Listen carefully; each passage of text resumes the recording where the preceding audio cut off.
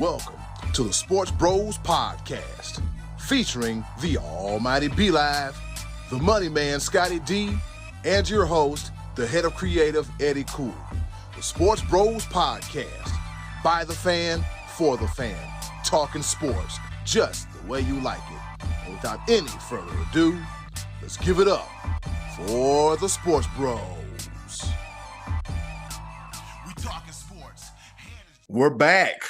We survived Father's Day. I ain't got no kids, so it don't really matter to me. Scottie D survived. Nope. Scottie D survived Fenway. And B-Live, he's just happy to be here. With that being said, welcome to another episode of the Sports Bros Podcast, episode number 208. Can you believe we've been doing this for 208 weeks? Not in a row, but over a period of time. You know, mathematically, that's 4 going on 5 years. But enough of my incoherent rambling. Y'all know good and damn well I cannot do this by myself. Not only do I have one, but I also have two of the best co-hosts in the world. Introducing first, the almighty B-Live.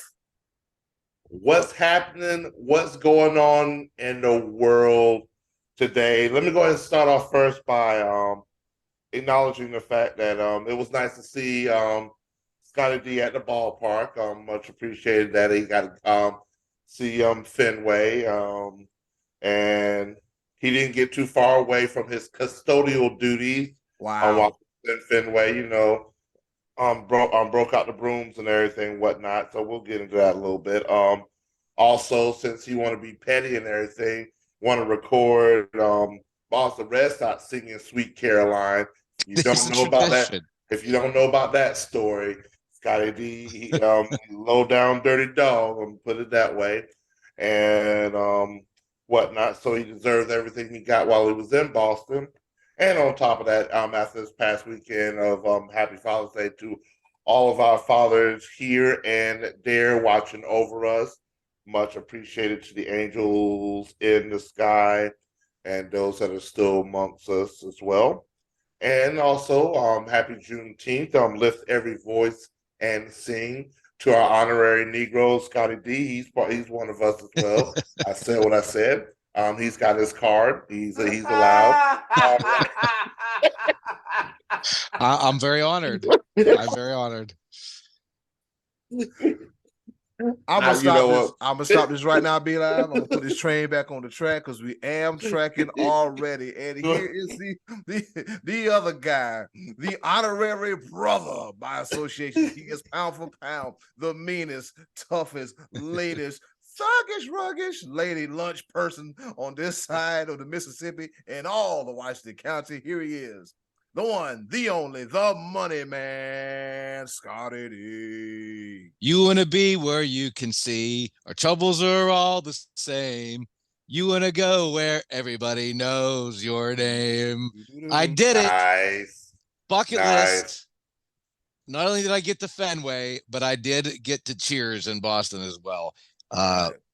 Yeah, I always wanted to go there. It's my all-time favorite show, boys. Cheers. That's my all-time favorite show. And it was pretty cool to see. It's not the same. It doesn't look the same as the show, but that was really cool to see. And yeah, Boston was quite a trip. Fenway Park is beautiful. I mean, I'll tell you a little bit more about it in a minute. But yeah, it's good to be back with you guys here. I hope you had a good Father's Day and a happy Juneteenth as well. My boys, I'm so honored right now to be part of you, Soul Brothers. Okay, Soul Brothers. Right, 70s charm. I'm being very white right now. But anyway. Oh man, Scottie D. What is it? Do you know what that reminded me of? Smitty and Hoppy from Sanford and Son, where the where the white cop would say something and the black cop will correct him. He'd be like, right over. It's right on. Yeah, that's my you would correct him every time. That's kind of what I was going for there. We wouldn't have it any other way, man. Absolutely. No, we would not have it any other way. Well, fellas, or to the dads out there, make sure you tell your family to save those receipts for that tie that you got and that Levi's wallet that they found at Marshall's, because you know that stand they got like the cologne and everything on there. I got one. I got a wallet because I need a wallet, but you know, your daddy don't need another wallet because the one he has is barely broken now. With that being said, let's go ahead and hop right into it. The top of the order. All right, let's get this thing started. Here it is, the top of the order. Golf was this weekend. Fellas, was it played on the West Coast this weekend? Yes, Los Angeles Country Club. Okay, all right, no wonder, because I'm like, damn, it is damn near 9 o'clock, and they are still the final round. What's going on? Well, anyways, Wyndham Clark wins the U.S. Open in thrilling fashion, and he shoots a 10 under. Scottie D and B Live, they were the group chat was fast and furious. Me, I was at work trying to get the hell out of there because don't nobody celebrate Father's Day like that. So, Scottie D, talk about what you saw at the U.S. Open. Well, I saw a scoreable golf course early and a tough a golf course that toughened up as the weekend went on. I think Ricky Fowler had something like 18 birdies or something until he was either tied or one off the record all time in the first for the record. Yeah, for the U.S. Open. I really enjoyed the tournament. I think I, like many people that were watching this, were probably rooting for Ricky Fowler because this is a young man who years ago was a rising star and then just never cashed in with the big win and then kind of leveled off. And here he was at the forefront playing great golf for 3 days. And after day one, I said, man, this is too good to be true. I'm afraid Ricky's going to fall off tomorrow. And then he didn't. And then I thought, wow, he got 2 days in. That's too good to be true. And then it became a reality after the third day. And then hopes just fizzled on Sunday afternoon. In the meantime, Wyndham Clark was chasing Ricky Fowler and competing with Xander Schauffele and Scottie Scheffler and Rory McIlroy. The name with the least amount of star power is the one that stood tall at the very end. I give it to credit this kid because he didn't wilt. Even down the stretch, he had a couple bogeys coming in on 16 and 17, and righted the ship. But he had given himself a cushion, and I really think Rory McIlroy, man, this is 2 years in a row he was right there, almost ready to win this thing, and came up short. I think he really blew his opportunity. I think it was at 14th hole was the par 5. And he hit an errant tee shot. He seemed to get a little leaky with his driver there towards the end of the tournament, and ended up bogeying a par 5. And a bogey on a par 5 in a tournament like this, that's trouble. And he was not able to recover from that because he ended up losing by one stroke, I think. Yep. Yeah. So that was the big. I think personally that was the big moment because at that point he got himself a little bit too far behind, and I was kind of rooting for him to. And you know what? Like I said, good for Wyndham Clark. I wasn't rooting for him because I don't know him, but you know he had a good story where he had lost his mom, and then this one happened on Father's Day, and I tell you what. Give him also credit for not getting rattled on 18 because B-Live, you and I were texting each other as this was happening, but he hits his approach shot onto the green. And the USGA decides at that point, wouldn't it be nice if the entire green was surrounded by the thousands of people in the gallery? And so they just let him, the officials just let him surround. So it's chaos. And then this kid's trying to concentrate on making a putt. Can you imagine had he bogeyed that and that cost him the tournament? He was already unhappy, B-Live, because the day before his tee time started so late. And he felt that him and Ricky Fowler both dropped shots towards the end because it was dusk. You know, they didn't get the natural light of the tournament. So he's already a little bit grumbling about that. But yeah, the USGA, you got to do better than that. That just wasn't fair in that situation. Yeah, like their tee times were starting around like 6:30, 6:45 our time, which is 3:30, which you're getting. I mean, daylight saving time. It should be still bright out, but if you're starting at 3:30. You could be going well until almost 7 o'clock before, and when the sun starts to set and it's coming over the water, and it does play a factor definitely when it comes to that. What I saw was the tournament was how quickly the tables turned between Thursday and Friday, and then Saturday and Sunday. Like the cut line, after Friday was +2. Which means, well, I think, what was it, like 65 players, or at least tied or at that, or above, under +2 or tied with +2 to make it to Saturday and Sunday. So there was a lot of people that were like +2 or better, but only 18 people were under par after it was all said and done. And that shows you how difficult Saturday and Sunday was. There was no big scoring, especially on Sunday, outside of, I think Tommy Fleetwood scored 6 under on day 4, but he was so far behind from the beginning. Tommy Fleetwood, the Canadian Open, going to the going into playoff holes.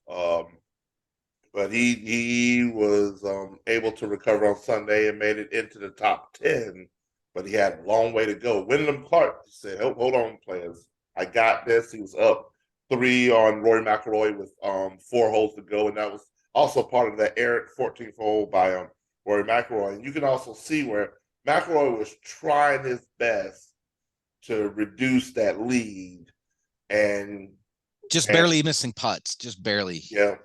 And you know how they say, with great power comes great responsibility. You know, Rory McIlroy will hit it 20 yards further than anybody else on the tour, but sometimes too much power. But yeah, putting was definitely an issue. But once again, major tournaments, they don't disappoint. I wanted to see a few more players in it, but it was essentially after going into the back 9, especially like the last 4 or 5 holes. It was a 2-horse race, and when Clark did just enough not to give it all the way away, because he was up 3 with 4 holes to go. Then he was up 2. Then he was up 1. Scottie D was ready to go to sleep because it was already over. And then he was like, well, wait a minute. Oh, I'm still awake. But yeah, Wyndham Clark on 18 did just enough to putt out of here. Winner, chicken dinner, and nobody got tackled on the green, spraying champagne. Right. But I don't think Rory McIlroy had a birdie after hole 1 on Sunday or something. He just couldn't buy a putt, and he was close. Par. Yep. Yeah. He 2-putted almost. He landed on every green. I think. Yeah. The last stat I saw, he was 14 or 15. The last stat I saw. It could have easily been 16 or 17, 17 or 16 or 18, something like that. But he 2-putted every single one of those except for the one that he birdied on. So yeah, his putter was a little chilly for sure. And I mean, he is one of the few guys that has the power to overcome a difficult setup of that course. And what was the winning score? 11 under or something like that?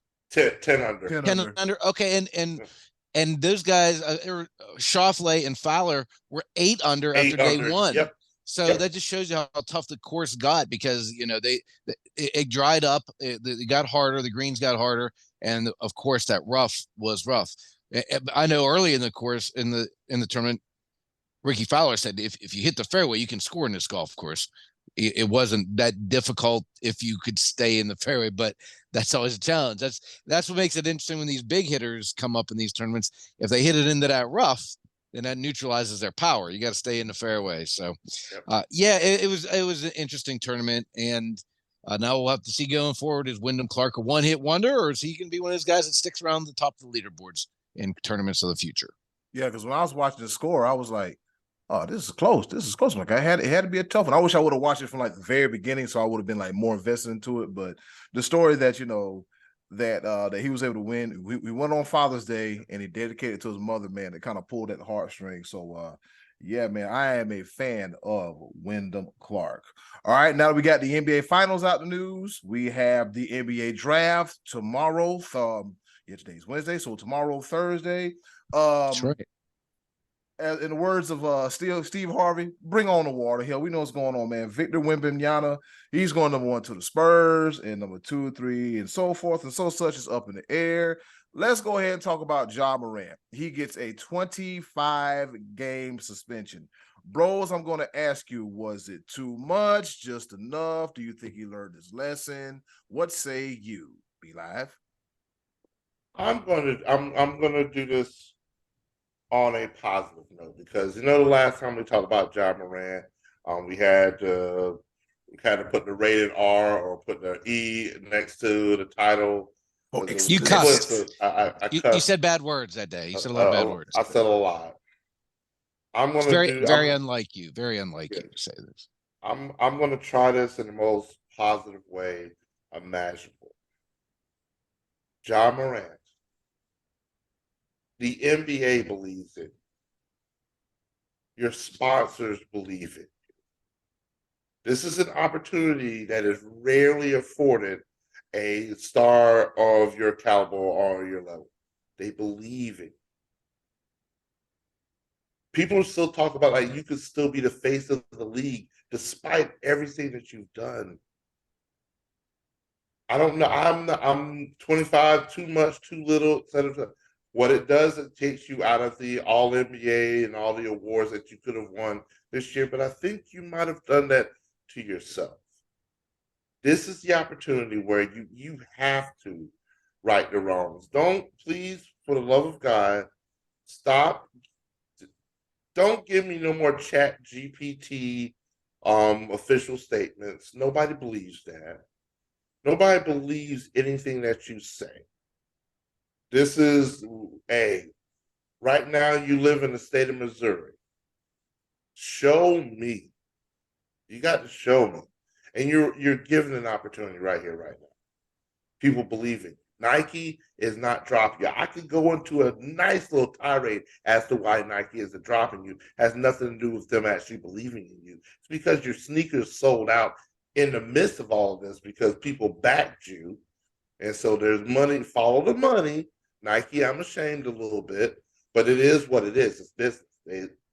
The people believe in you. The shoes sold out. People are basically, some people are making a statement saying, oh, it was private property. There's nothing illegal about it. Here's the thing. Kids look up to you. Parents look up to you. The state of South Carolina looks up to you. This is an opportunity that you have to take advantage of. Too much, not enough said, I don't know. It doesn't even matter to me. What matters is, have you learned anything? Do you see the enormity of the consequences of your actions? Do you see what you can lose? Because this is strike two. There will be no coming back. Like the next time this happens, probably be a year suspension. You'll still be able to play ball, but the enormity of what you can still yet accomplish in the midst of all this. If you get caught a third time, kiss those sponsorships goodbye. Kiss all of that. You just be a mid-level player that people will forget about. They won't forget about because you know what? We ain't forgot about Plaxico Bird shooting himself in the leg, but that's a whole nother story. You don't want to be remembered for stuff like that. You have a very rare opportunity. Make the best of it. And I believe you can. I believe you can. I've had some harsh words. I'm going to try some positivity this time. I believe you can. Don't make me to be out a liar. Because if you make me out to be a liar and a fool this time, the gloves are off. I'm just saying what it is. Yeah. Just go ahead and just. If that doesn't get him straightened out. Sure. Being off from B-Live, that'll tell you what. That's if you don't scare him straight. I don't know what else can. I just, at the end of the day, people with all their opinions and all this legalities and stuff like that. I had a conversation with one of our very own listeners. I understand his thought process. The NBA athlete, he's made some dumb decisions. People shouldn't look up to him, but people do. You're a face. Whenever you're in the public eye, you're always a representative of the NBA, especially on social media. Just don't do stuff on social media. You can do all that stuff. You like NBA Young Boy Never Broke Again, that's your favorite artist, and he has all these guns in the video. Feel free to have at it. Don't hate it. Do it in the privacy. There's no need to put everything on social media. That's all I have to say. Positive. You have a chance that is rarely afforded. If a lot of other players did the same thing you did, they'd be completely written off. Ja Morant, you have an opportunity. Do not waste this one because this will most likely be your last. And that's where I stand at. Scottie D, what say you? Suspension was too light. It should have been more. I don't know if maybe an entire season. That's probably a bit much. But I think more than 25 games would have gotten a little bit more attention, because it's not just these two things that happened. The conduct detrimental to the league went beyond that, and over the cases that we were mentioning a couple weeks ago, the other various incidents. And I'm not going to go into depth with all of them because I already did that. It's not about legality, people. It ain't got nothing to do with the fact he can legally hold a gun. It ain't got absolutely nothing to do with that. I just want to throw that out there. Yeah, and unlike what's my man's name, Henry Ruggs, who made a mistake and won't get another chance. Ja didn't do anything that bad. He just did something really stupid, and he is going to get another chance. So I hope that he's been listening to what these people will say, to the guys, the Kendrick Perkins and the Shannon Sharps, and even the gang member who said, "Bro, you don't want none of this." I hope he's taken all this in and does really smarten up and get after it, because he's an exciting young player. And if he gets his head right, and he could be a kind of a guy that could carry the torch for the NBA for a while. He could be the flag bearer, so to speak, whenever the aging veterans move on. It remains to be seen. It's just one of those things where you root for him, but until you prove it, can't quite trust it. So yeah, hopefully we're getting to a better chapter. I thought the suspension was going to be a little bit longer, but really, like, in the grand scheme of things, as far as my life, I don't care. It ain't bothering me none. Yeah. I guess here's the thing. I did just precedent. There was a little bit of precedent. A player did get suspended 30 games for having guns in an NBA locker room. So that was Gilbert Arenas. Arenas, yeah. I say Hibachi. Yeah. So you couldn't go above 30 because, I mean, he had guns in an NBA facility. But this was a repeat offense. This is true. But again, it was, like I said, it wasn't the worst thing. He didn't go out and point a gun and shoot it in the air in a crowd of people or anything like that. It was just a stupid thing. And so if you want to say 25 is justifiable, fine. I'm not gonna argue with that number. It's young people, just don't emulate everything that you see. Just have hopefully some tact and some common sense that doesn't exist anymore. That's not what you want to do. It's not a good look. It just really isn't. What are you trying to prove? That's where I stand. Do better. Act right. Just go and act right. Just act right. Act right. That's it. Yeah. Yeah, you said it, Scottie D. You said it right, B Live. I mean, the 25 games. I mean, from this point, suspension is just like, hey, the NBA. We got to save face. We got to make sure that we're laying the hammer down. And I get it, and that's fine, and I understand it. Ja just has to. What he has to do moving forward is get himself around the right people that have his best interest at hand, as opposed to a bunch of yes men, as opposed to a bunch of clout chasing jabronis that just want to ride his coattails. I mean, there's no need for that. So hopefully, the thing about it is like, hey, if you you're messing up my money, and for them to sit there and just, okay, we're gonna hit the record button. So some people just don't care. Some people, I think one of the worst inventions ever has to be Facebook Live / Instagram Live, because people always have to feel the need to go live. Listen, your life ain't hopping like that. It ain't happening like that, but it's just a simple fact that Ja just needs to be, he needs to get a brand new circle, the people that care about him and love about him. I don't know what his daddy doing. I don't know what his mama doing, but they need to get more involved. And from what the stories about his, mom calling him to the foot action just because she was getting some flack.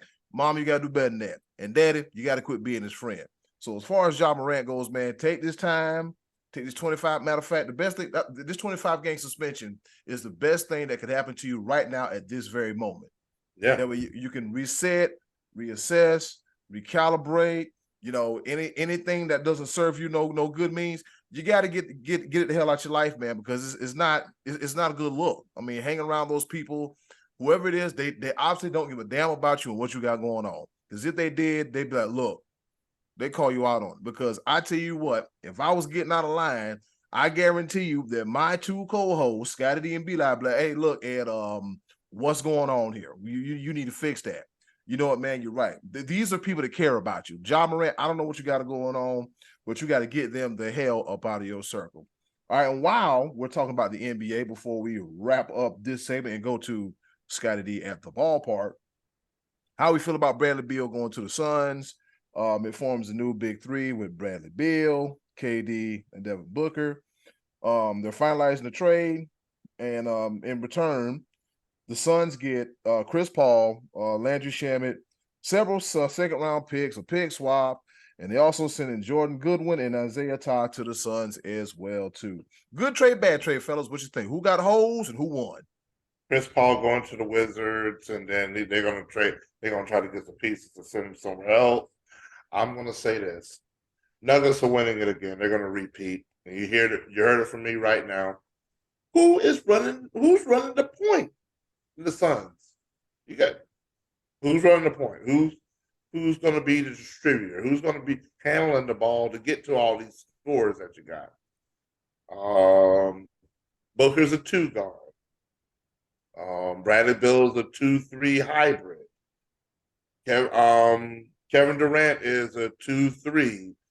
More of a small forward. He ain't got no power. He's skinny.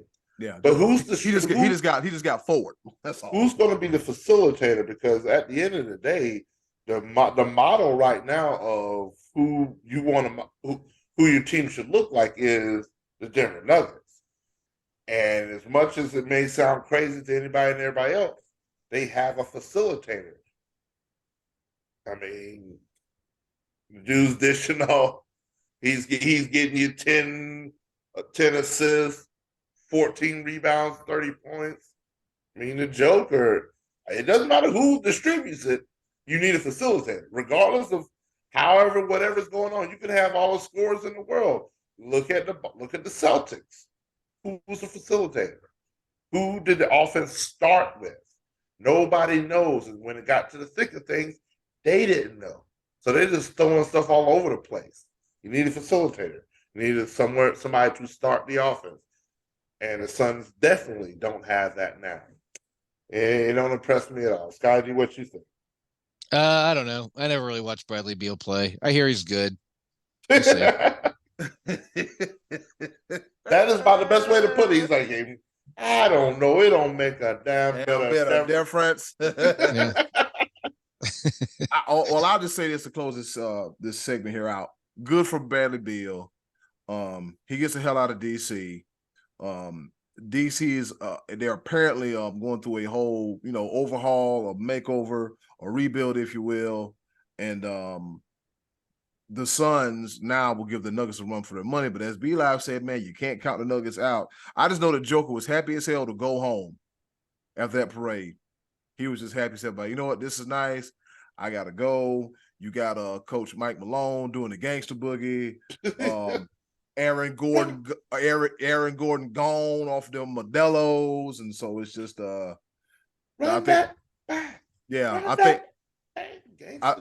I think 10 people showed up to the parade, but I mean, it's Colorado. Everybody hiding, not paying attention. All right, and with that being said, coming next, matter of fact, we got the money man, Scottie D, to tell us about his epic weekend in Beantown and Boston, right here on Sports Bros Podcast. Back at you again right here on your favorite sports podcast, the Sports Bros Podcast. Also, don't forget to check out our YouTube channel where B-Live just uploaded the latest edition of the Lifted series, also known as the longest home runs hit in the week that was in all of Major League Baseball. Be sure to like, subscribe, comment, share, rate, review the Sports Bros Podcast on YouTube and all of our other social media outlets as well, too. I'll put that link in the description box, and that way you can get us 24/7, 365 until the boogers fall out your nose. But anyways, enough of me being silly. Speaking of boogers, hey, Scottie D. No, I'm joking, buddy. I'm joking.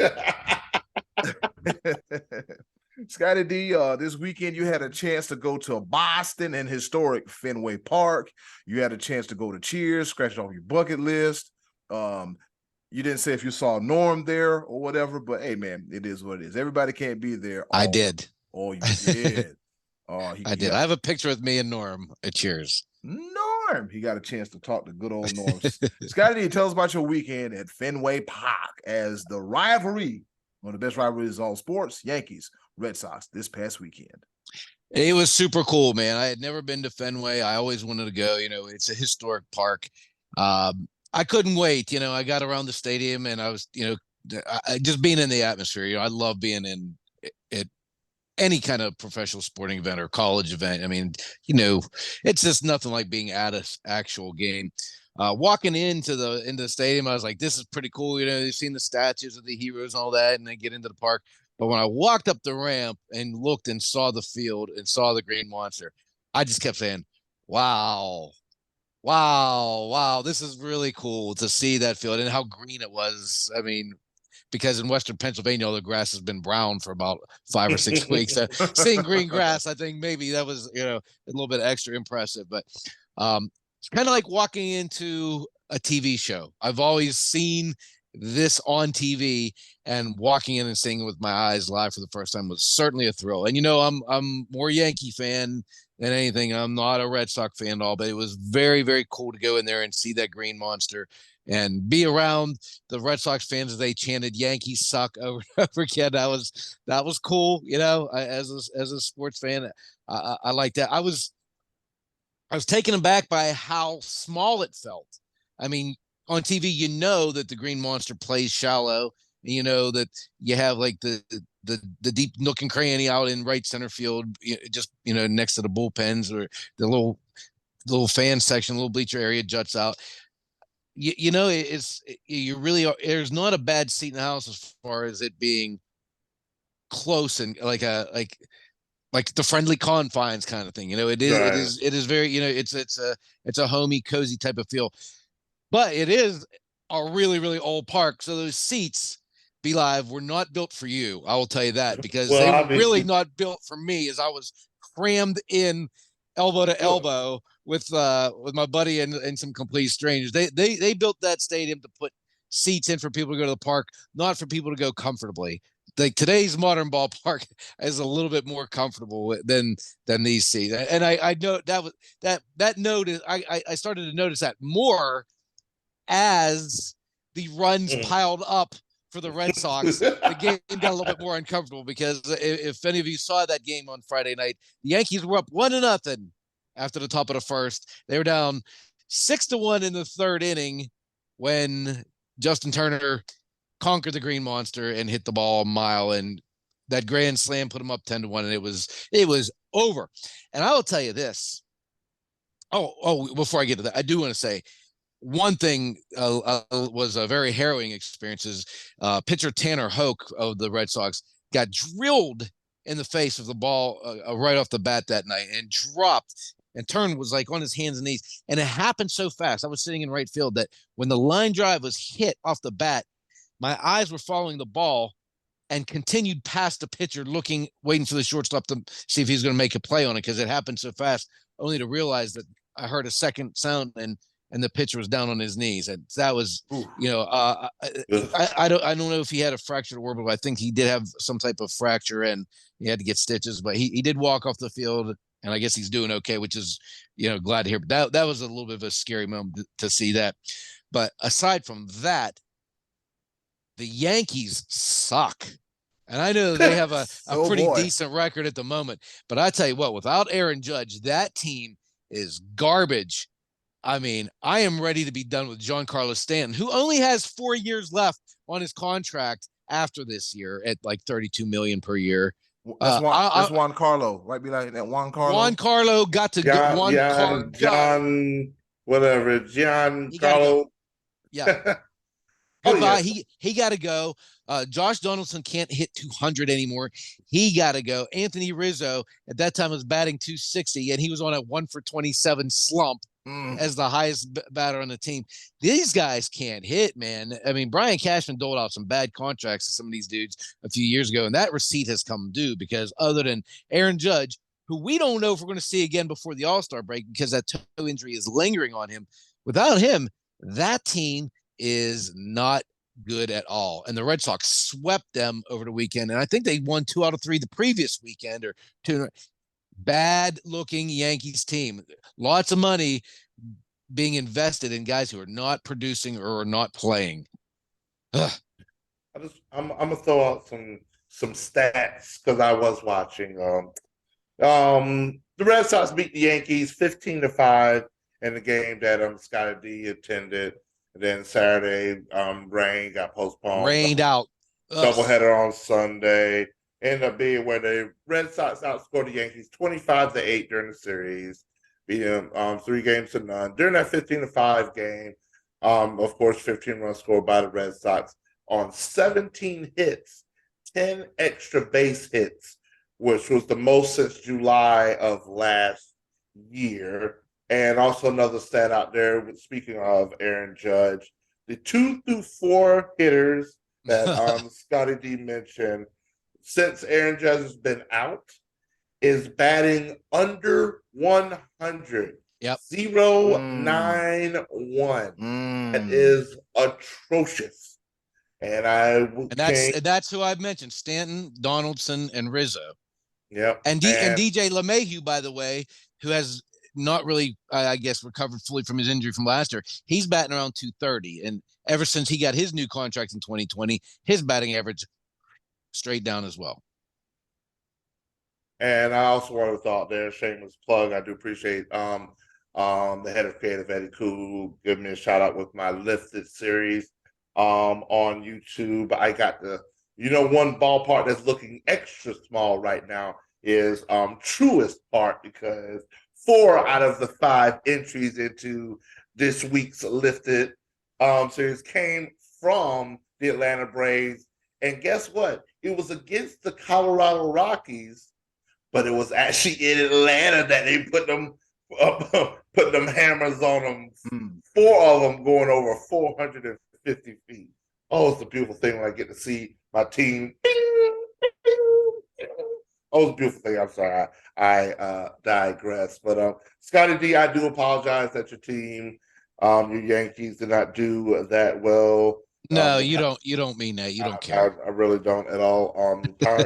Pirates are also struggling. Scottie D's misery is my enjoyment. Yeah, well, you're having a good summer then, because the last couple of weeks, the Buccos and Yankees are not getting many dubs for me. All smiles over here. Eddy Kool, yes sir. Man, I'm telling you, I was sitting on a bar after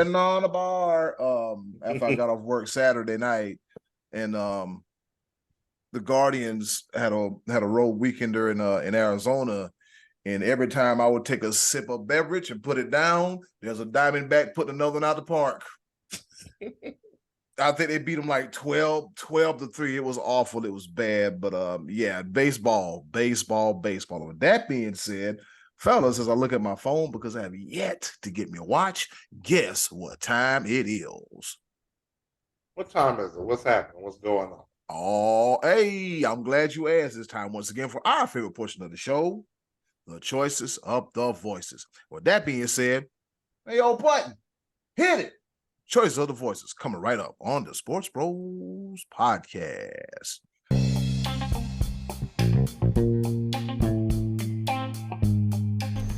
And now, our favorite part of the show, the choices of the voices. Once again, thank you to the wonderful and Scottie D. Hold your ears. Ever so loving Miss Button for introducing our favorite portion of the show, the choices of the voices. We ask you a question, y'all give us the answers. Sometimes y'all like to listen, and sometimes you do. But in the meantime, we're just having fun over here with the choice of the voices right here on the Sports Bros podcast. Also, check out the choice of the voices playlist available on YouTube. With that being said, Scottie D, what's the topic for this week's choices of the voices? This week, I believe we were running it by you. Which of baseball's newer rules that has emerged or debuted the last couple of years? There's been a lot of new rule changes since 1920, around those seasons.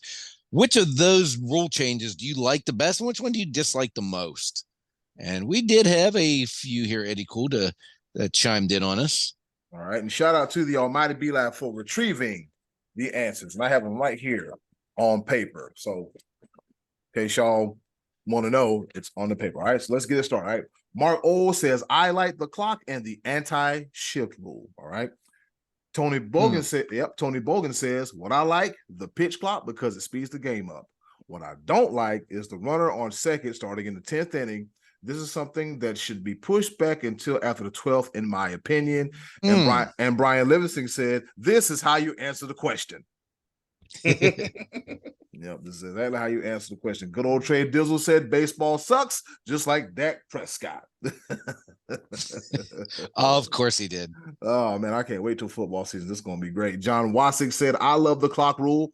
Hopefully they can work out the kinks. Even though I was brought up an NL kid, I still don't mind the DH. I'm torn on the shift. If you can dictate where the infielders are, why don't you do the same to the outfielders? The outfielders have been moved for years based on guys that can or can't pull a ball. Okay. That's very true. I hadn't actually thought of that perspective, but that is true. Like you always see from little league up to the pros, the batters are playing the tendency of, or the outfielders play the tendency where they think the ball is going to go. Mm-hmm. Now, when the infielders do it, can't do it anymore. Role change. Okay, continue.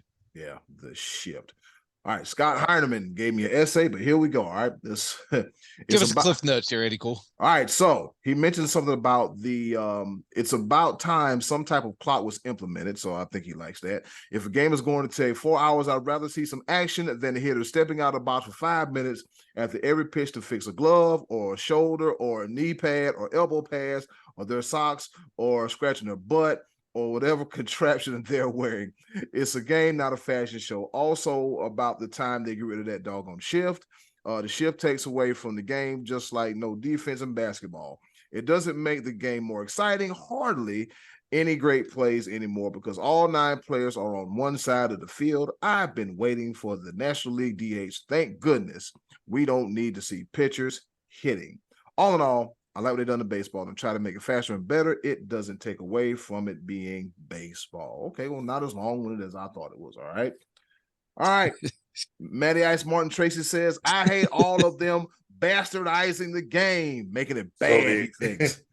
The exact opposite of what Scott Heineman just said. So, yeah, here we go. Yeah, he said if they want to make baseball more exciting, again, don't test for drugs. I mean, to be honest, how exciting was the Sosa McGuire battle in the 90s and watching Super Bonds destroy the home run record?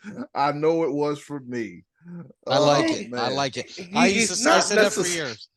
I said that for years. I said if you want to make baseball more exciting, drug test them, and if you're not on anything, you're suspended. You have to get on steroids to hit the ball far, and that's the way it's got to be. Sorry, Derek Jeter, you're suspended. Your urine sample came back clean. Yeah. How dare you speak of Ken Griffey Jr. and that? Sorry. Yeah. The sweet Ken Griffey Jr. will always go down as one of the greatest because he survived that era and still was knocking them out of the park. He did. Somebody it was exciting. Yeah, it was exciting. I saw somebody with a post on social media the other day was talking about, was Ken Griffey really as clean as we think he was? Well, if he was on the juice, he did a bad job of it. I mean, he did a horrible job of it. He had to, I mean, look, Ken Griffey was not on the juice. It was genetics. Good old genetics. What do you mean he was bad at it? He's still not, 650 home? I want to say he's 4th, 5th all time or something like that. Well, he's not that high, I don't think. But what I mean by that is that the big year that Bonds had, I believe it was the year he broke the record. The first month or so of the season, it was like Bonds, Griffey, Sosa, where they were all like hitting homers every day. Well, Griffey just couldn't keep that pace up, so he faded down as the season went on, while Bonds and Sosa just kept hammering long balls. That's all I really meant by that. I mean, Griffey didn't have any of those that significant record-breaking season like those other guys. Ken Griffey was 7th with 630. I think he did pretty good for himself. Yeah, he did. I think he did. Put him on juice. That's what I mean. If you put him on juice, he's probably number one all time. So breaking every record. That's what I mean. He wasn't on the juice, and if he was, and he didn't do a good job because he could have done better. Could have done, extremely horrible. So yeah, I don't know.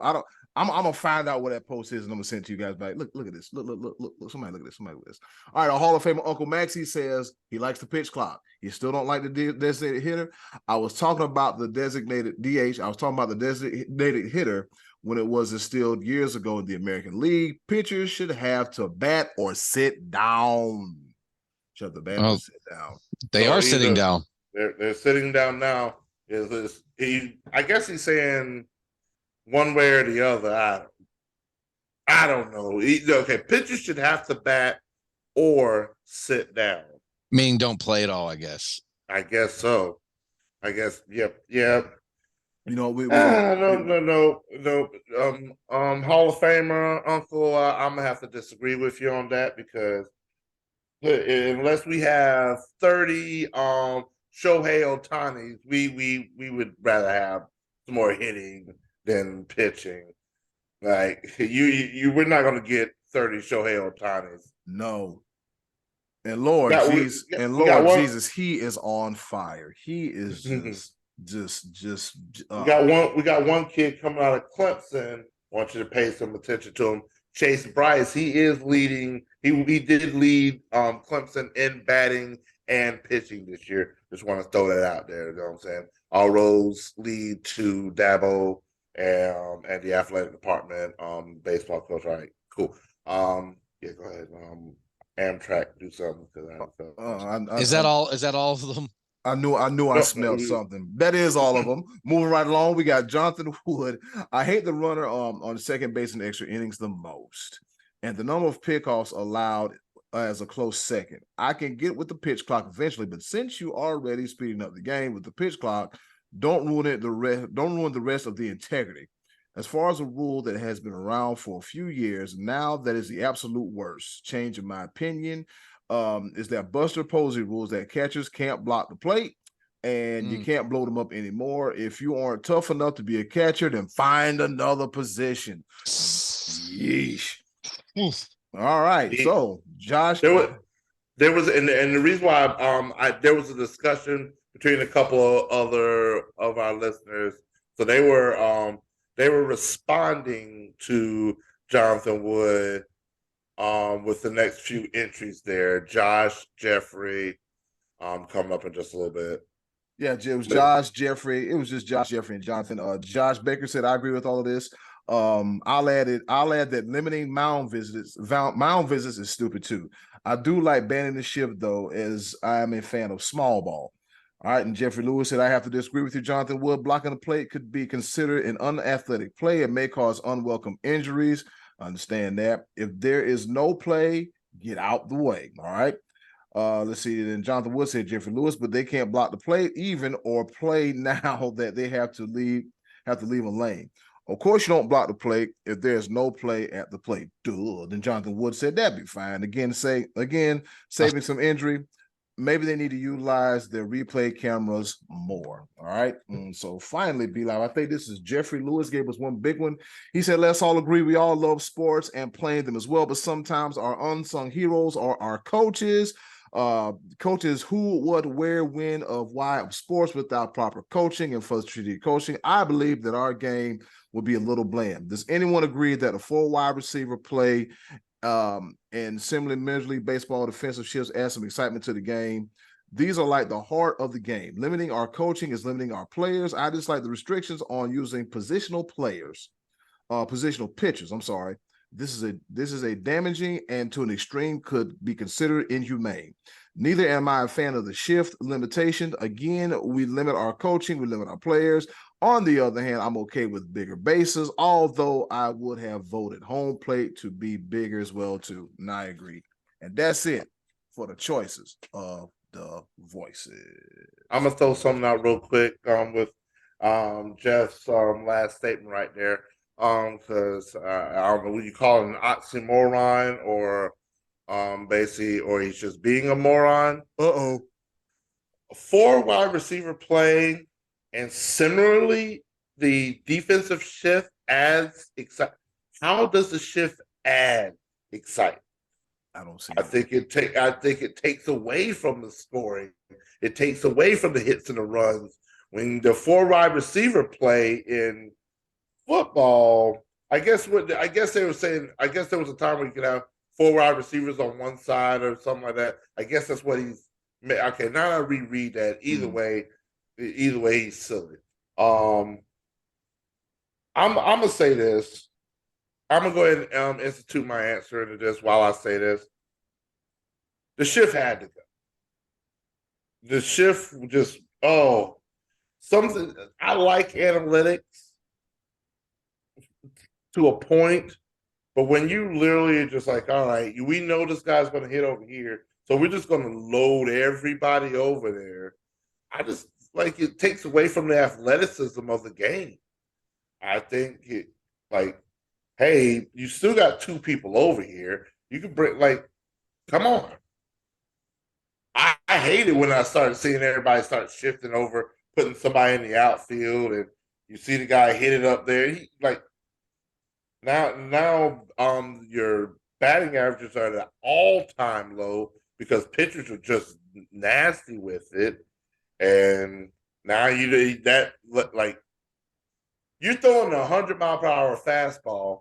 Not too many hitters can still take it the opposite direction. It's just ridiculously tough. So now it made for baseball to be boring. Oh, that's a cop out. What do you mean it's a cop out? I mean, the ball can be hit the opposite direction if you learn to do it, but everybody wants to swing out of their shoes. It's not the defense's fault. It's smart to shift. It's smart.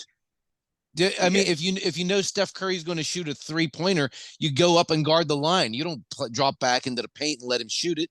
That's smart defenses to try to guard the. I'm not. I'm talking playing defense in the NFL. If it's 4th and 1, I like where you're going with this. If it's 4th and inches, what do you do on 4th and inches? Do you stack the line or do you put 5 safeties back? You put 5 defensive back. I'm going to punt. No. Here we go. But these same rules apply in football and in basketball. The same ones that you talk about. On the same field goal that you talk about, you can only have 6 people on one side of the ball. It's the same thing applies. You're in basketball. There are certain things that's a legal defense. Those things still apply. You can't just sit around and just. They're rules for a reason. A legal defense in basketball, 6 people. You can't have 7 people on one side during a field goal. So those rules all actually do translate into other sports. But you're allowed to put people on the line, though, right? If you think the quarterback's going to sneak the ball, are you allowed to put more people on the line? You're allowed to put people on the line. You're allowed to play. That's playing defense. But you cannot put so many people on one side of it to block the kick or do something like that. It's the same thing. It's not whichever way you want to talk about it. There's certain things you cannot do. You can't jump over the line. You can't. Yeah, you can't. But you can't take somebody. Okay, that would be the equivalent of allowing a player to come in and block the hit. But that's what I'm saying. There are rules in place for a reason. The shift, all it did. Yes, it's coaching, it's strategy, but it took away the athleticism of the game. Really, if you really want to talk about it, pitching got a lot better. You saw the batting averages go down with the implementation of the shift. It's not just because everybody. Because it was smart. You started playing smarter defense, and as soon as that happened, and the offense couldn't adapt and counter it, then you changed the rule to give more offense. That's exactly what happened. But I look at it this way. There's certain things you can do, certain things you can't do. I think getting rid of the shift is amazing. You can have your own opinion. You gave this 4 to me. I'm going to take it. I agree with you that the shift sucked. I didn't like it either. Okay, that was your question. But it's not sound to now if you're playing third base and you know the ball's going the other way, you can't do anything about it. That sucks. That's stupid. Like I said, I like straight up baseball better. I just think that's a terrible rule to put in because what you have now, instead of adapting to beat the other team, you just say, no, we're not going to let you beat them. We're going to make it easier on you.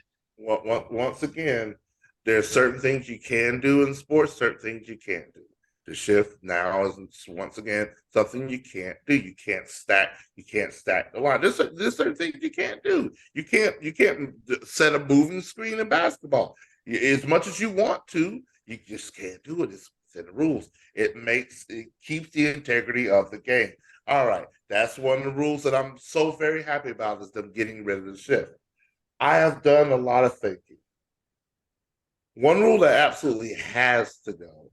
I agree. Who said it? I think it was the first person that said it. Tony Bogan said that the runner on second should be pushed back to the 12th. I 100% agree. I kind of like that idea. I like that idea very much so.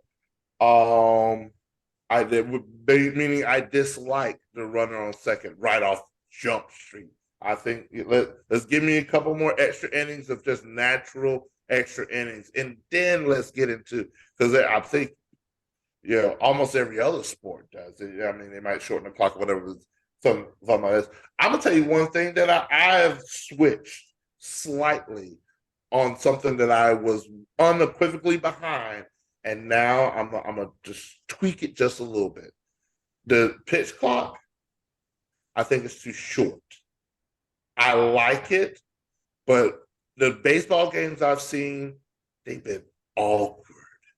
It's been feel rushed. They feel rushed. It feels so awkward where you don't even get the slight second of just a slight readjustment. So you just back up there and you're just swinging and stuff is just loose and you ain't really getting your bearings and everything. I'm glad that the game is faster, but it does look awkward. And I think just a slight tweak. Instead of 15 and 20 seconds, maybe 20 and 25 seconds.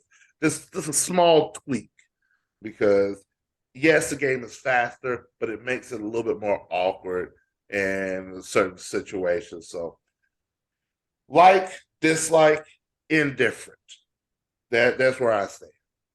And I'm still I like your take on the pitch clock, because I felt that way too. And actually, while I was at the game the other night, there was a situation where Boston hit one of their 50 doubles of the evening, and the crowd's going nuts, and the ball comes back into the pitcher, and there's still a buzz and excitement, and the pitch clock has already begun. And I felt like you said, you almost need like more a longer beat to like absorb that moment, so to speak. You know what I mean? It did. It felt.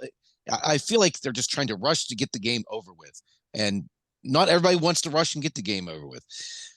In certain situations, I think it's helped.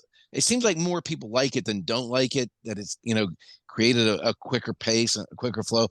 I wish the players would have taken it upon themselves to speed the game up themselves, so it didn't come to this drastic measure. Like I wish that they were playing at a better pace without being timed, without having to look up and say, "Oh man, I better hurry up and and throw something because my catcher and I were not agreeing, but I don't have time to shake him off." You gotta keep it moving. I wish the players had done it, and who knows? Maybe down the road they will. Maybe they'll get used to this and they'll say, "We're going to move the clock," or like you said, lengthen it. I think that would be cool too. I actually think I would like that better if they have the clock and just made it. Whatever you said, a few seconds longer. 20 seconds without a runner on base, 25 seconds with the runner on base. Right now it's 15 and 20. Sure. I think just that little bit of time. Game's still shorter than what it was, but still gives you just a little bit more. And I think you would get just better quality, because sometimes it has gotten a little just rushed and sloppy. Yeah, I think so. I feel like it's rushed at times for sure. And being there the other night, that's the first time I'd seen a game live with the clock.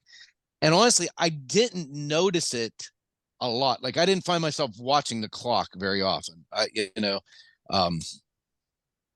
But yeah, I think it does rush it just a tad bit, but I do think that it has its merit. So I don't hate on it as much as I said I was going to in back in preseason when they were instilling it. The one that I like the best, I think, of the last several years is the DH, going universal with it. I always thought it was cool that the leagues had a little something different to make them each unique, but I do think that the time has come, and I know baseball purists hate that, but the game has become more specialized. It's evolved into a more specialization.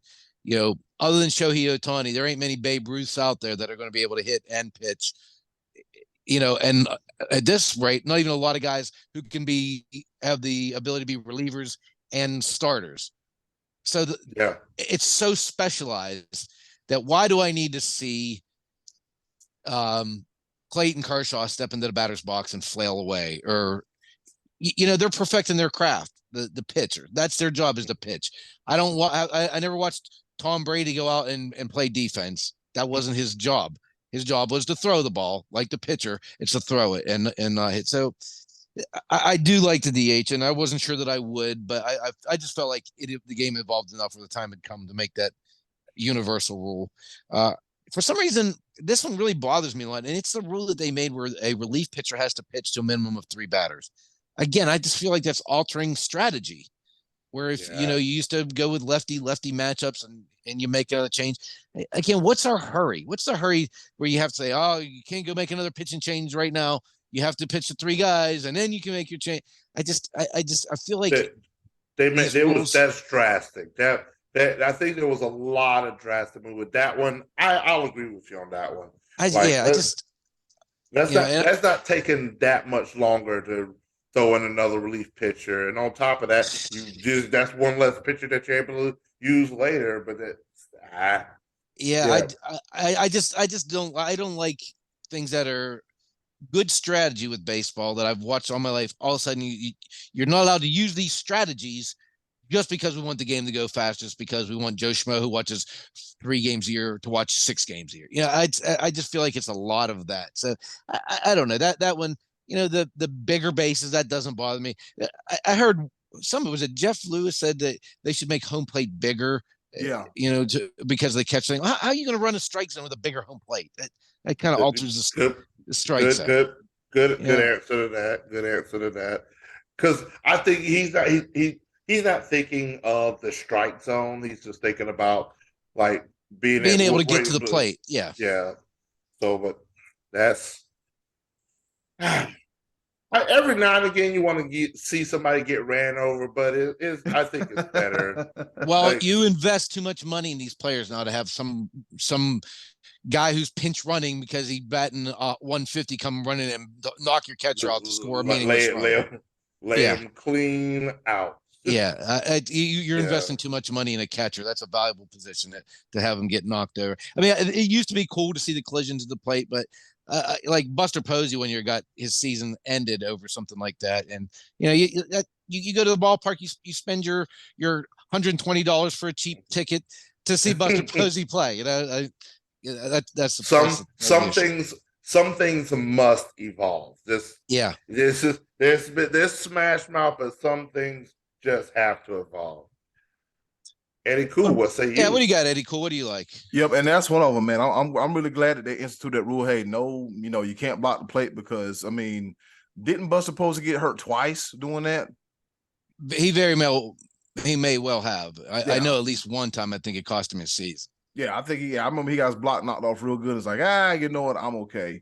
I'm gonna have to roll with Tony Bogan because I like the pitch clock. I think it should be like B-Live said. I think depending on the situation, runner on base 25 seconds, no runner on base 20 seconds, because as you said, Scottie D, they're hitting doubles, they're celebrating, it's kind of and it's a whole lot going on. And like to hurry up and speed up to the next play, I get it. We live in a microwave society where the average attention span is 8 seconds, which ain't good, but that's where we're at now. But so we just have to figure out how to extend the pitch clock, but still keep the game, enjoyable opposed to looking clunky and awkward. The runner on second base, start the 10th inning. I'm not a fan of it. I'm not a fan of it because I like organic baseball. You know what? Work the count. Take a few foul balls. Be down, have take a 3-2 pitch and boom, and then get on base and then move. I forget what team did it. I like home runs, but I also like run manufacturing as well too. Yes. There was one team, I forget who it was, that they would religiously just first batter up, bunt to move the runner, bunt, sack, fly. You've got to run just like that. I think you need to earn it just a little bit more than that. Just I'm just throwing that out there.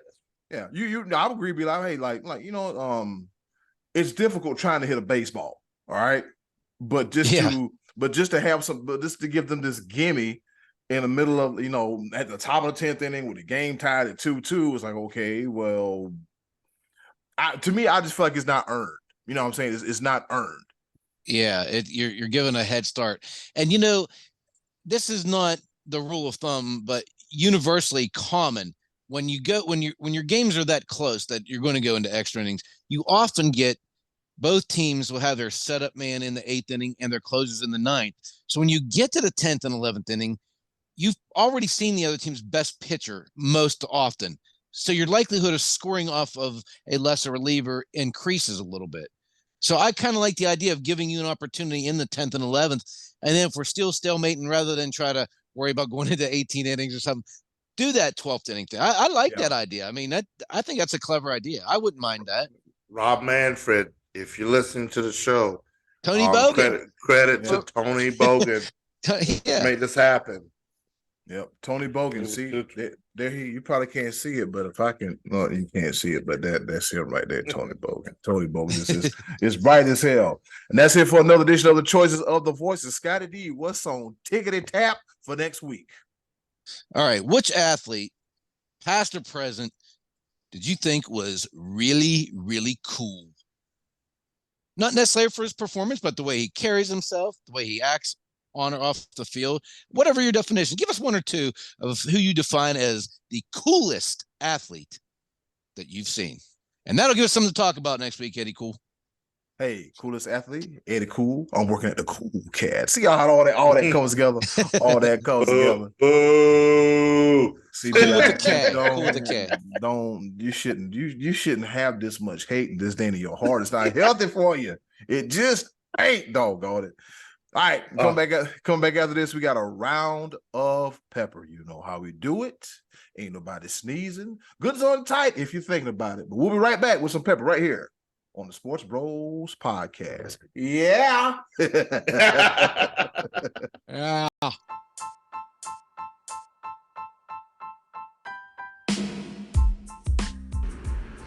Okay, boys, let's bring it home with a round of pepper.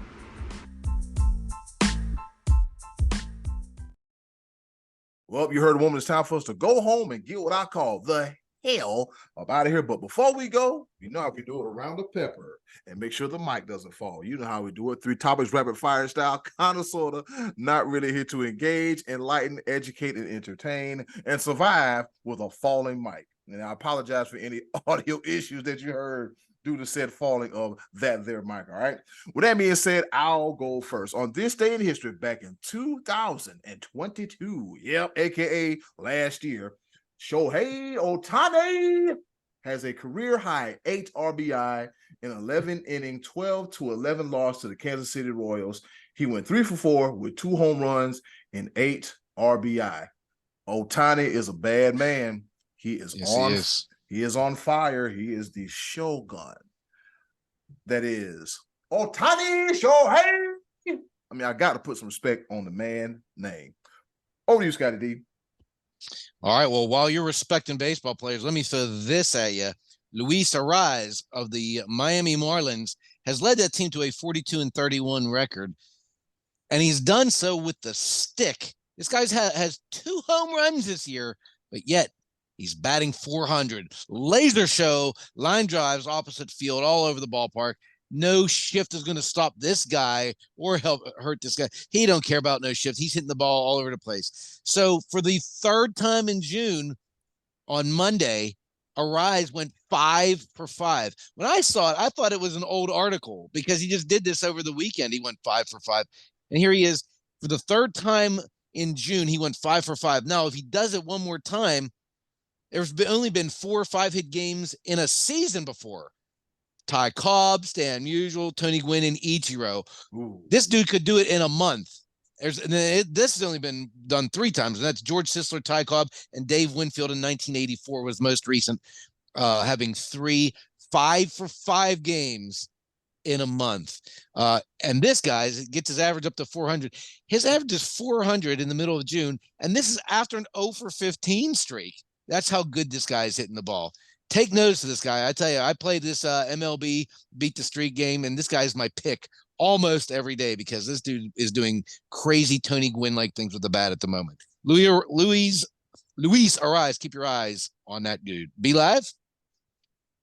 I am going to do my best to piggyback off of that performance, but in a different note, so to speak.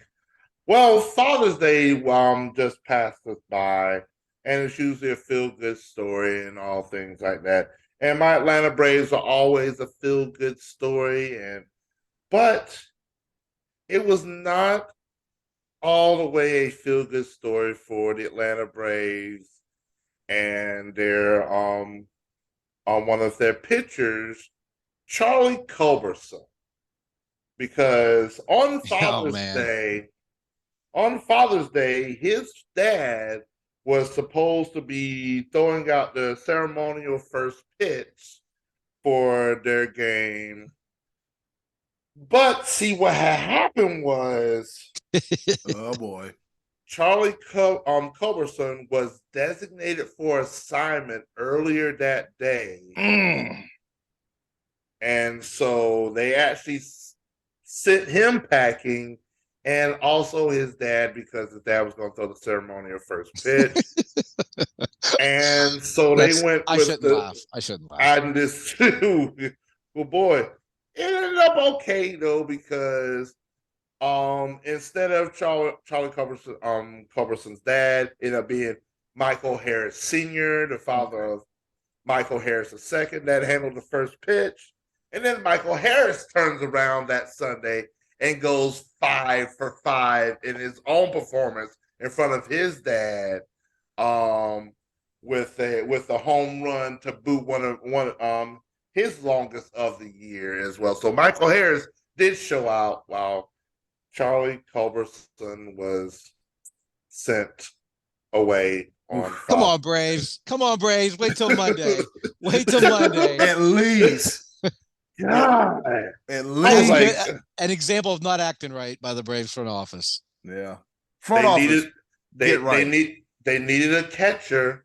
Sean Murphy's injury. They needed a backup catcher. You gotta wait till Monday. You can't do that. Father's Day with his dad supposed to throw the first pitch. Eddy Kool, the ball. Just imagine, they done told everybody. They got the whole neighborhood watching. The family's got to be there. The family had to be. I'm saying, like the family, they probably got they probably got a big family. They probably got 50 people. Don't run out of the whole damn section. Oh yeah, Charlie going back down. He got sent down. Huh? Ooh boy. Yeah, but anyways, so here we go. All right, moving on to my second pepper point. Fellas, his name may be familiar, may not be familiar, but Tony Snell. He was a former basketball player in the NBA. He graduated from New Mexico State. He had like a 10, 11, 12, 13-year career. I can't remember. Well, news broke last week that former NBA forward Tony Snell revealed that his son's autism spectrum disorder led to his own diagnosis. All right. Now, during his appearance on NBC Today on Friday, Snell said his 2-year-old son Carter was tested and diagnosed with autism after he and his wife Ashley noticed that their toddler was developmentally delayed. By 18 months, he wasn't talking, and he was doing a lot of stimming movements. He told Craig Melvin. He said, and after finding out that it came from Tony Snell, he said, it made my whole life, everything about my life so much, everything made sense. It was like clarity. It was like putting on some 3D glasses, he recalled. So shout out to Tony Snell for getting through his NBA career, not knowing that he was diagnosed with autism, and well wishes to him and his son Carter. So yeah, just imagine being 31 and finding out, hey, you're on the autism spectrum. What? Yeah, so self-diagnosed. That's crazy. Yeah, ain't that something? No, I think he went. No, he got tested. I forgot. I let that part out, but he got tested. Hey, he tested though because he was basically seeing the same type of diagnosis that he was having. Yeah. I mean, Yeah. He was seeing the same signs. So yeah. So I mean, think about it. We just a guy that's on the autism spectrum have a 12-year career. So anything's possible as long as you pray to the good Lord and stay positive. Over to you, Scottie D. All right. So recently, over the past weekend, in the world of mixed martial arts, Jared Cannonier was just punching the dickens out of Marvin Vettori, and Conor McGregor was doing whatever he was doing in the bathroom, and after beating up a mascot, being nasty. And in Atlanta on Friday night, the Professional Fight League 5 took place, and the most intriguing matchup did not happen in the cage, but outside of the cage, when Mr. Francis Ngannou stood nose to nose with John Bones Jones. Now, these two men spent years together in the UFC, not fighting one another because Jones was a light heavyweight who said, I'm going to become a heavyweight, and then proceeded not to fight for like a dozen years, while Ngannou became tagged the baddest man on the planet because he was winning heavyweight fights in the UFC. Very funny how that worked out, that John Jones was squabbling over money and couldn't get happy with his contract. Francis Ngannou then became unhappy with his contract. It ended and he left. And that's when John Jones signed his contract and talked about loyalty to the UFC. All this, and you can't get these two guys in the same cage because they have contracts with different leagues. Well, John Jones, I hear all the time, is being described as the greatest of all time, and yet he's fought once in 5 years and seemed to not be able to pull the contract on a contract signing while Francis Ngannou wore that championship belt that he now has. Greatest of all time. I don't know, but it looks like we missed out on one of the greatest matches of all time. John Jones and Francis Ngannou, not happening soon. Be Live, over to you. Well, speaking of different leagues and just can't get right and whatnot, well, this dude can't get right in either league. Antonio Brown, AB, they're the same person, regardless of what he might try to tell you. But Antonio Brown has been off and on about how he owns an Arena League team, or he doesn't own an Arena League team.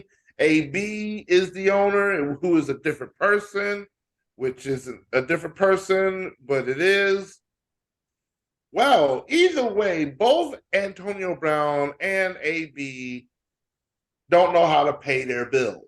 Jesus Christ. The and hell. Therefore, because Antonio Brown and or AB failed to pay a required fee or a fine from the National Arena League, the Albany Empire has been kicked out of the National Arena League.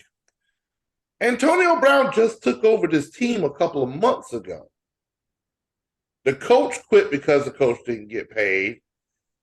And now the league is kicking them out because they can't get paid. Antonio Brown, I don't know even how you get right or do better, because Fantazi Perfect just, daddy, woo, he hit you because you just ain't been right since. Eddy Kool, the ball. I saw this interview where he had his shirt off and he was talking. Yeah. And I tried. Now, I am a college graduate with a bachelor's degree in journalism and mass communication with a minor in communication studies at the University of Arizona Global Campus. Go Wildcats. I still can't put together what the hell he said. So I've stopped. I stopped. Nobody can. We just. I think I hate to say this, but the boy got CTE, and it's showing. I think he's on the assism spectrum. Yeah. You're right. Heavy on the assism spectrum. All right. So for the past few weeks, I've been talking about Zion Williamson, and ever since his gender reveal of his beautiful baby girl will be coming up. I've already, came and went and everything, and how adult film star Mariah Mills has lingered her head about a entanglement relationship, situationship, if you will, between her and the forward for the New Orleans Pelicans. Well, Eton Thomas, you might remember him. He played for Syracuse and played for various teams in the NBA. He said this on Twitter this morning, and I kind of believe him. He said, now, like I said, like as you know, Mariah Mills has been spending the last week and a half religiously posting on Twitter about how she's gonna get Zion. You did this, you did that. You're gonna rot in hell. You're dirty. You're fat. You're big. You stink. And Eton Thomas had a really interesting point. He said, number one, if the roles were reversed and a man was doing that to Mariah Mills, what she's doing to Zion, he would have been arrested for harassment 1,000 tweets ago. And number two, he says, if you are a coach, parent, big brother, friend, etc., you're not using this Mariah Mills situation as a cautionary tale for young male athletes or just young men in general, you are failing them. Now, some of Mariah Mills' tweets were salacious, explicit, you name it. I'm going to find a one that's suitable for read. Why you rent a house in Miami at Zion Williamson? In that same hour, she said, you will never bounce back at Zion Williamson. It's over for you. She got like a drop of blood, or tornado, a hand with an eye in it, some real wild stuff. She said one about, I'm not going to read that, good God Almighty. And then she says, your NBA career, she tags the NBA, career light will be dimmed once the sex tape is released. She's going to release a sex tape. And right before this show recorded, the Twitter guys and Elon Musk said, enough.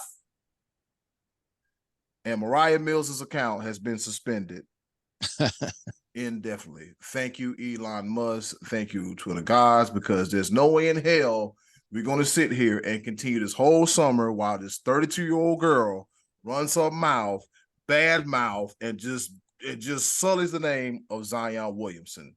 And since this 1,001 tweet thread has been going on, Zion Williamson has said absolutely nothing. So played it smart. Keep your mouth shut.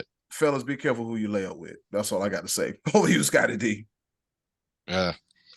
You gotta act right, Zion, and stay away from them silly girls, those silly ones. You gotta act right. Yeah, you gotta watch out. They'll get you. Yeah, watch out for silly. And speaking of not acting right, this past weekend in Pittsburgh, Bob Huggins, head coach of the West Virginia University basketball team, was arrested for DUI. This happened to him once before as head coach of Cincinnati back in 2004. Last month, he used some homophobic slurs multiple times during a radio interview. And at that time, I said, that dude's drunk. You ain't saying those things unless you had a couple of adult cocktails. You can't be that silly in this day and age as they just go on the air and broadcast homophobic slurs. You just can't do it. I said it. I think the man might have tapped into a couple cold ones before doing that interview. Huggins retires 8th in NCAA history with 934 wins in 41 seasons as a head coach. Last year, he became an Naismith Hall of Famer, and he had 2 Final Fours in 26 tourney appearances. I'm not going to make excuse me. Sorry about that. I'm not going to make fun of this guy for this situation because I myself have found myself in a little bit of trouble in the past for this.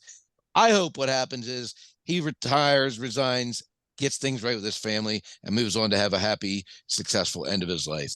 In the meantime, Hall of Famer, congratulations on a great career. Get yourself right, Coach Huggins. Be live. Over to you. Almost feel bad for my third and final pepper point, but I don't. All right, and as you know, I've incorporated my third and final pepper point with my weekly segment I used to do called "What Happened." Well, life in the world that we live in, as we know it, I believe from time to time there's certain things that get us closer and closer to slipping to these 7 circles of hell. and I think it has become official. Scottie D, this is gonna be in your wheelhouse for 2 different reasons. Not the hell part, because you're an upstanding citizen and a person, and I love you like a brother. Thank you, sir. But this will hit you in 2 different spots in your life. First of all, and on the 17th of this month, the Special Olympics kicked off in Berlin, Germany. And I'm not saying that he's special. I'm just being terrible. But the Special Olympics kicked off in Berlin, Germany. June 17th is going to June 25th of this year. Why would I mention the Special Olympics? Because an influx and in a movement that's been going on for the past 5 years, where the United States Supreme Court ruled that allowed states to set their own gambling rules. And so now sports gambling is now available. A new market has opened where people can now place bets on the Special Olympics. Why not? Hell Why no. not? Why not?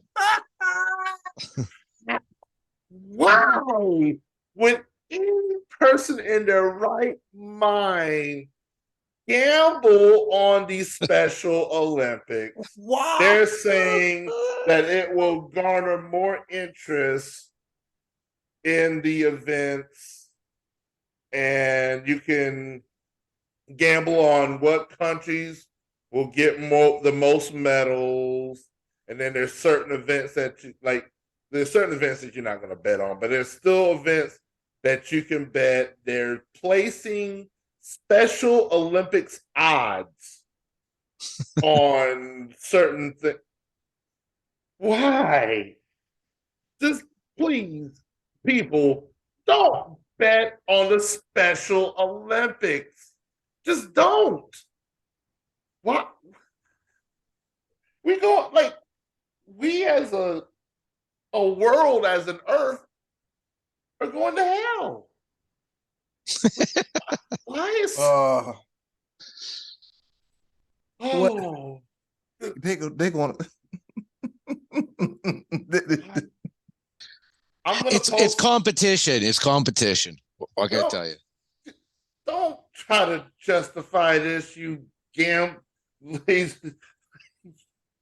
Scott is an avid gambler, but please don't. Please, Scott, for the love of God. I'm not an avid gambler. I dabble a little. That's why they call him the money man.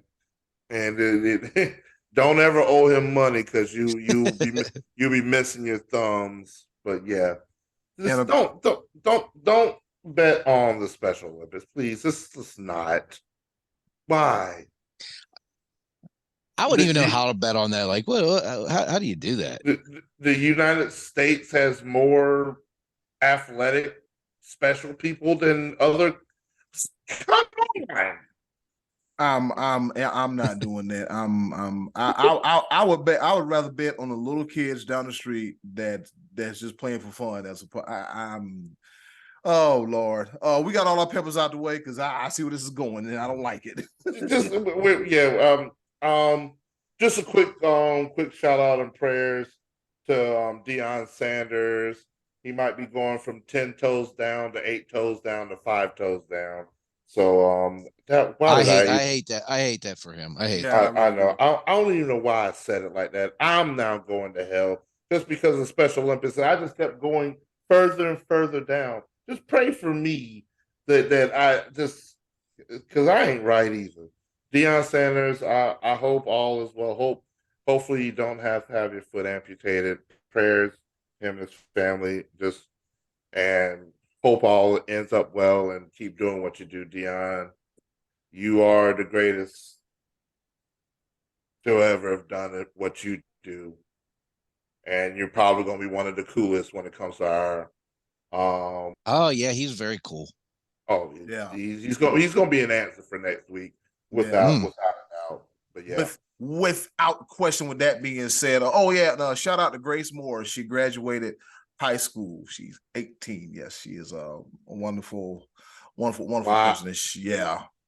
Wow. Yeah, she graduated high school. Little. Yeah. Yes. She graduated high school. I quit. Super proud of her. So incredibly proud of her. When did she grow up? I guess she's 8. Yeah. And with that being said, it's been another episode of the Sports Bros podcast. And in closing, do something nice. Yeah, we all are. Do something nice for yourself if you can. Do something nice for someone else. They'll greatly appreciate it now more than ever. Do your best to be a blessing instead of a burden. This is the Sports Rose Podcast. Be Live, take us home. Don't bet on the Special Olympics. Yes, sir. You're gonna go where everybody knows your name. I'll be at Cheers 2 on Wednesday. Cheers 2 here in Fayetteville. Scott was at Cheers, the original Cheers. I got the duplicate version. It really isn't duplicate, but I gotta go. Yeah. Yes, sir. I'm gonna cheers this water. Y'all be good. Thanks for watching and listening to the Sports Rose Podcast. And fellas, avoid all women that are like Mariah Mills. Because boy, if you saw these tweets, good God.